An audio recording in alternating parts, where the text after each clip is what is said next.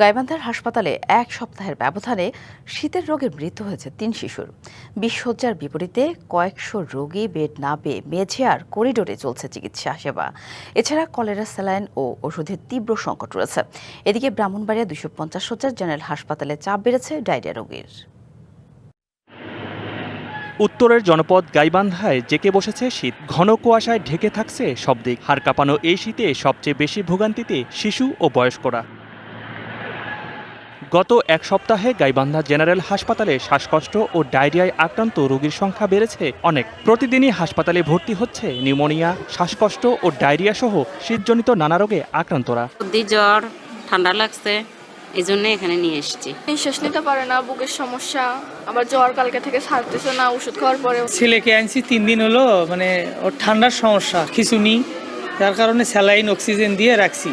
এ অবস্থায় শিশু ও বয়স্কদের বিশেষ সতর্ক থাকার পরামর্শ দিয়েছেন চিকিৎসকরা। বিশেষ করে 4 গুণ শক্তিশালী এনজাইম ও অধিক ফেনা সমৃদ্ধ অরিক্স সিলভার ওয়াশ মাত্র 70 টাকায়। শিশু এবং বয়স্ক তারা যেন ঠান্ডাটা পরিহার করেন, এড়াই চলেন, এবং যদি অসুস্থ হয়েই যায় তাহলে তাৎক্ষণিকভাবে চিকিৎসকের শরণাপন্ন হওয়া। আমরা যথেষ্ট সজাগ আছি যাতে এরকম পরিস্থিতির উদ্ভব না হয়।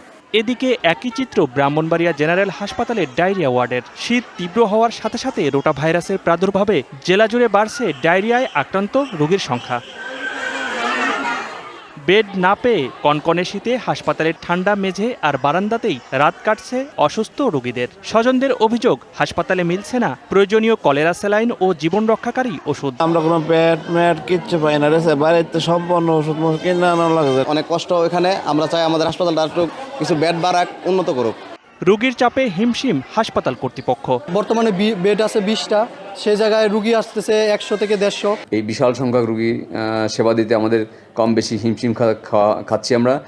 আমাদের কিছু ডাক্তার সংকট রয়েছে, কিছু জনবলের সংকট রয়েছে, পরিচ্ছন্নতা কর্মীর সংকট রয়েছে। সংকট নিরসনের মাধ্যমে প্রয়োজনীয় ওষুধ সরবরাহ নিশ্চিত এবং শয্যা সংখ্যা বাড়ানোর দাবি রোগী ও স্বজনদের। Shariful Islam, DBC news desk.